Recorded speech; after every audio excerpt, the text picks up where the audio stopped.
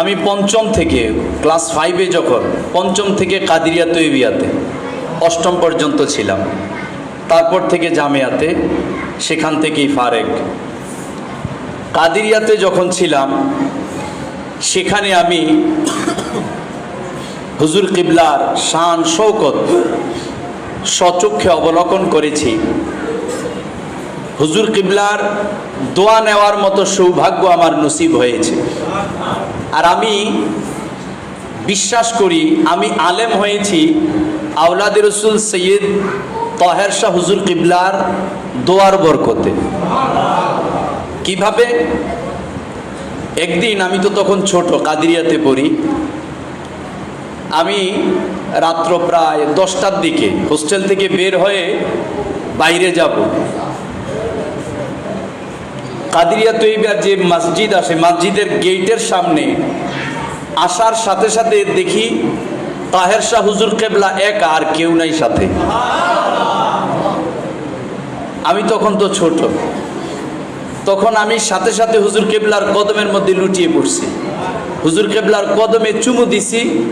চুমু দিয়ে আমি বলছি, হুজুর আমার জন্য দোয়া করেন। হুজুর কেবলা হাসি দিয়ে মাথায় হাত বুলিয়ে আমাকে একটা ফু দিছে। আল্লাহ রহমতে এরপরেই ছিল বার্ষিক পরীক্ষা। বার্ষিক পরীক্ষা আমার রোল নং 3 হয়েছে। সেখান থেকে জামিয়াতে গেলাম। আরেকটা মজার বিষয় হলো, আমি অনেক সময় মাদ্রাসা যদি বন্ধ দিতাম, তখন তো খুব কঠোর বন্ধ দিতাম, তখন তো হুজুরের পিটানির ভয় ছিল জামিয়াতে। তখন আমি মনে মনে তাহের শাহ হুজুর কেবলারে স্মরণ করতাম। যতবার মানে যে কোনো ভুল করে, ভুল মানে আসতে পারি নাই কোনো কারণবশত, কিন্তু তবুও তো মাই হুজুর কেবলারে স্মরণ করছি। হুজুর কেবলা শুধু স্মরণের উসিলায় মাইর থেকে আল্লাহ আমারে বাঁচাই দিছে, কোন আলহামদুলিল্লাহ। এবং জামিয়া এমন এক সত্তা, এটা শুধু কনক্রিট ভাবলে হবে না। আপনারা যদি মনে করেন পিলার, ইট, এটা ভাবলে হবে না। আমি দেখেছি ছোটকাল থেকে এই জামিয়ার পিলারের মধ্যে বরকতের জন্য শত শত মানুষ পিলারের মধ্যে চুমু খায়। সেই জামিয়া যেখান থেকে লক্ষ লক্ষ মুফতি, মুহাদ্দিস, মুফাসসির বের হয়, যেখান থেকে আল্লাহর ওলি বের হয়, এই জামিয়ার মধ্যে পড়াশোনা করে কাজে লাগে নাই। আল্লাহর রহমতে বাংলার বুকে এমন কোনো ইতিহাস দেখাতে পারবে না যে জামিয়ার ফারেক কিন্তু কাজে লাগে নাই। জামিয়া থেকে বের হয়েছে হুজুর কিবলার দোয়া রহমত। শুধু দুনিয়ায় তার সাথে আছে তা নয়, পরকালে হুজুর কিবলার দোয়া রহমত তার সাথে আছে। তো হুজুর কিবলার প্রতিষ্ঠানে যারা পড়ে, একটা জিনিস লক্ষ্য করবেন, তাদের মধ্যে 1 নম্বরে আদব থাকে। কি থাকে? আদব থাকে। ইমাম গাজ্জালি রহমাতুল্লাহি আলাইহির একটি উক্তি আমি পড়েছি। তিনি বলেছেন, আমরা এলেমের চেয়ে আদবকে বেশি প্রাধান্য দেই। এলেমের চেয়ে আদব, এলেমের চেয়ে আদব শিখি বেশি। ইমাম গাজ্জালি রহমাতুল্লাহি আলাইহি বলেছেন। তো সেই আদব জামিয়ার মধ্যে শিক্ষা দেওয়া হয়, সেই ইলম জামিয়ার মধ্যে শিক্ষা দেওয়া হয়, এবং আকীদা জামিয়ার মধ্যে শিক্ষা দেওয়া হয়। কয়েক বছর আগে আমি দেখেছি ওহাবি মাদ্রাসার এক ছাত্র বুখারী শরীফ মুখস্থ করে ফেলছে। তো সে আলেম হয়েছে, ওহাবি মাদ্রাসা থেকে জাহিরি আলেম অর্জন করছে, কিন্তু ঈমান কি অর্জন করতে পারছে? ঈমান শিখতে পারে নাই।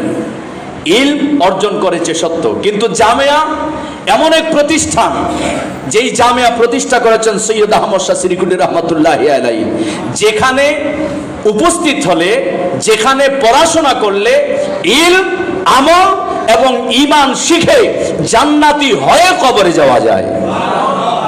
সুতরাং আমি আপনাদের সকলকে লক্ষ্য করে বলবো, বিশেষ করে আজকে যারা উলামায়ে কেরাম উপস্থিত হয়েছেন, সৈয়দ আহমদ শাহ সিরিকুল্লি রহমাতুল্লাহি আলাইহির শিক্ষা দীক্ষা কি সেটা আমাদেরকে জানতে হবে।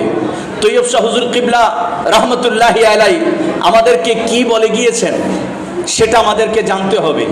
তাহের শাহ হুজুর কিবলা দামাত বারাকাতুমুল আলিয়া আমাদেরকে কি শিক্ষা দিয়েছেন, সাবের শাহ হুজুর কিবলা কি শিক্ষা দিচ্ছেন, সেটা আমাদেরকে হৃদয়ে ধারণ করতে হবে, লালন করতে হবে।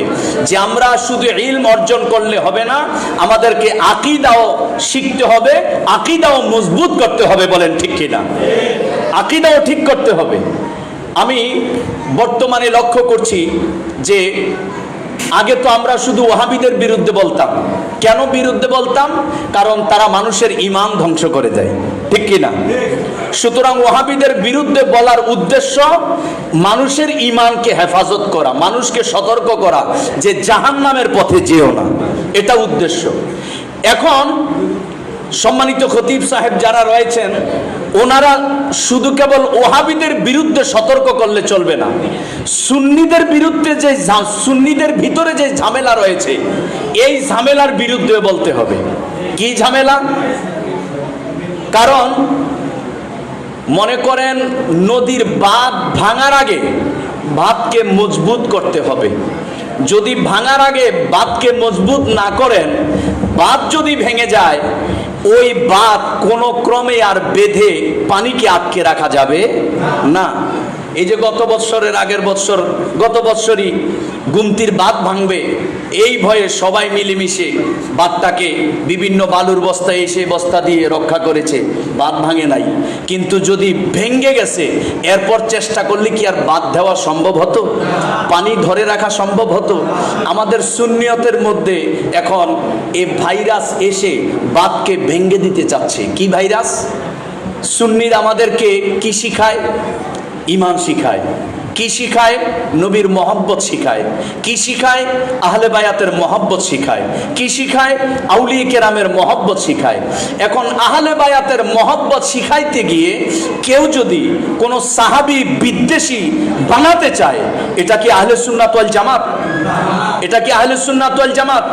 যেমন আমি গৌসে পাককে ভালোবাসি, আমি গৌসে পাককে ভালোবাসতে গিয়ে আপনাকে যদি আমি খাজা বাবার বিরুদ্ধে বলি, এটার নাম কি সুন্নি জামাত? সুন্নি জামাত গৌসে পাককে যেমন মানতে হবে, আমার খাজা বাবাকেও তেমন মানতে হবে। আমি সৈয়দ আহমদ শাহ সিরিকুটি রহমতুল্লাহি আলাইহির অনুসারী, তাই বলে আমি বাগদাদি হুজুরের বিরোধিতা করব, আহমদুল্লাহ কেবলা কাবার বিরুদ্ধে প্রকাশ্যে বলবো, এটার নাম সুন্নিয়ত নয়। ঠিক কিনা বলেন? সুতরাং আপনি আহলে বায়াতের কথা বলবেন, আহলে বায়াত ঈমানের মূল, এটা সুন্নিরা মানে, ঠিক কিনা? পাক পাঞ্জাতন ঈমানের মূল, এটা সুন্নিরা মানে। কিন্তু আহলে বায়াতের দোহাই দিয়া, পাক পাঞ্জাতন আলাইহিমুস সালামের দোহাই দিয়া আপনি যদি সাহাবায়ে কেরাম থেকে যে কোনো একজন সাহাবীর বিরুদ্ধে কথা বলেন, নিঃসন্দেহে ওয়াহাবি যেমন বাতিল, আপনিও তেমন বাতিল। ঠিক কিনা বলেন? আজকে অনেক পীর মাশায়েখ আছে, অনেক সুন্নি দাবিদার আছে, যারা হযরত আমির মুয়াবিয়া রাদিয়াল্লাহু তাআলা আনহুর বিরুদ্ধে কথা বলে। তিনি একজন সাহাবী, ঠিক কিনা বলেন? আজকে আমি এই কথা বলার কারণ কি? কারণ একটাই, আমরা এখানে অনেক খতিব রয়েছি, আমরা যদি জুমার খুতবার মধ্যে আমির মুয়াবিয়া রাদিয়াল্লাহু তাআলা আনহু যে হক, তিনি যে সত্য, এই কথাগুলো যদি তোলে না ধরি, ওই বাটপার ভণ্ড পীরেরা তাদের অনুসারী বানিয়ে তাদের ঈমানও নষ্ট করে ফেলবে। কেন?